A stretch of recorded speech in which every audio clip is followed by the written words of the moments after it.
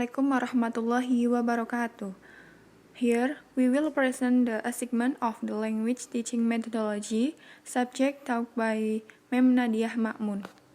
We are from Group 4 with members Titik Syahida, Likha Malikhatun H, Lia Ainun Nisa, Jihanasia, Bornin, Javati. We will explain about the application of the silent way on teaching grammar. Okay, the first material will be explained by me, Likha Malikhatun H. Okay, the first material is what is silent way. Okay, the silent way is the name of a method of language teaching devised by Caleb Cateno. As you can see, this is picture from Caleb Cateno. Okay, next. It is based on the premise that the teacher should be silent as much as possible in the classroom, but the learner should be encouraged to produce as much language as possible. Elements of the silent way, particularly the use of color charts and the colored questionnaire roads, grow out of Cateno's previous experience as an educationally designer of reading and mathematics programs. The silent way shares a great deal with other learning theories and educational philosophies. Very broadly put, the learning hypothesis underlying Cateno's work could be started as follows. 1. Learning is facilitated if the learner discovers or creates rather than remembers and repeats what is to be learned. Number 2. Learning is facilitated by accompanying, mediating, physically object. Number 3. Learning is facilitated by problem solving involving the material to be learned. And the last, number 4. Let us consider each of these issues in turn. Okay, I will continue from the first material. The silent way belongs to a tradition that views learning as a problem-solving, creative, discovering activity in which the learner is a principal actor rather than a bench-bound listener. Brunner discussed the benefits derived from discovery learning under 4 headings. Okay, number 1, the increase in intellectual potency. Number 2, the shift from extrinsic to intrinsic rewards. Number 3, the learning of heuristic by discovering. And the last, number 4, the aid to conserving memory. Cateno claims similar benefits from learners taught via the silent way. Okay, the next material will be explained by Lia Ainun Nisa. The application of silent way on the teaching grammar. Many of us may be familiar with aspects on the silent way, mainly because in recent years it has been popular to use silent way techniques for teaching pronunciation. For example, in the work of Adrian Underhill in sound phonation. But what exactly in the silent way, and how can it be used to teach structure in a modern classroom? The first, presenting the puzzle. The second, finding the solution. Third, reaping the rewards.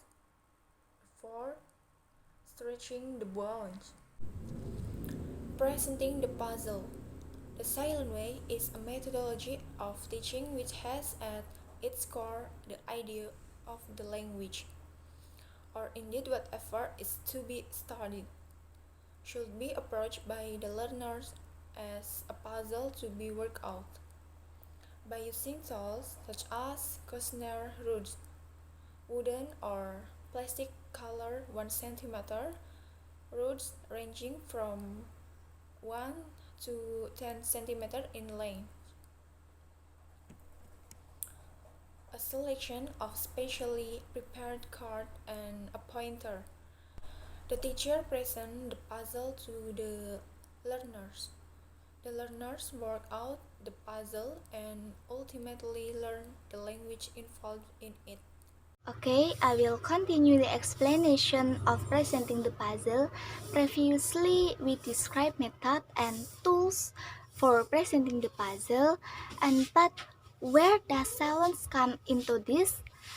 Cateno suggested that the teacher, to maximize the learning, only present the model for language point once and once only.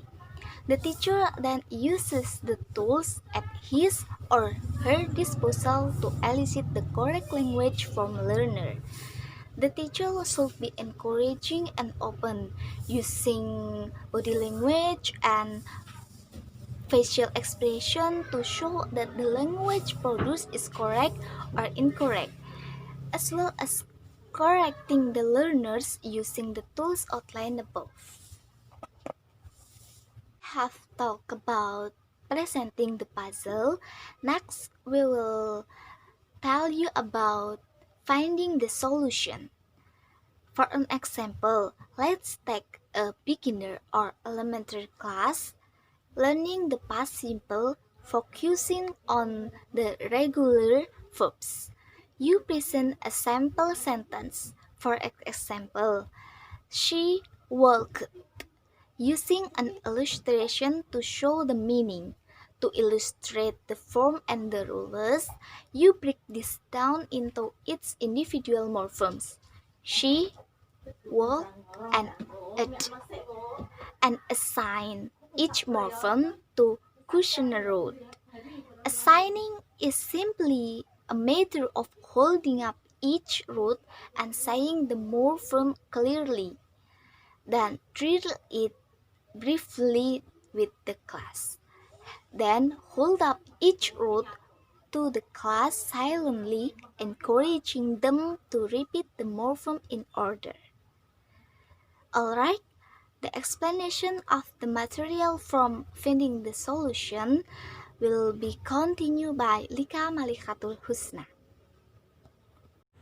The full sentence is then elicited using the roads. In theory, the teacher has only said each morpheme once. For questions and negatives, you could simply repeat the system with a new set of roads. The contracted form can be demonstrated by moving the roads closer together. Alternatively, rather than using a new set of roads, you use the road from the previous presentation and a road, e.g., white, to represent the auxiliary do. Then, in the front of the class, you take the red, the past tense ending from the first section, and place it next to white, and say did. This then shows that the past tense ending has moved away from the main verb onto the auxiliary. Once you have established this, the same process can be used again, removing the not and inverting the subject and the auxiliary to show the question form. The advantage of this is that the learners will immediately recognize that the verb now has the past form, preventing errors like she did walk. At any stage, the written form can be introduced either on pre-prepared chart or simply on the board.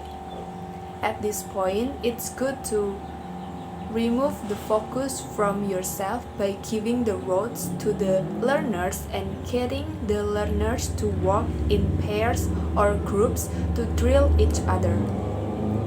This helps you to monitor each learner individually, and the whole thing can be given into the hands of the learners again to practice the forms and sentences with their groups or partners.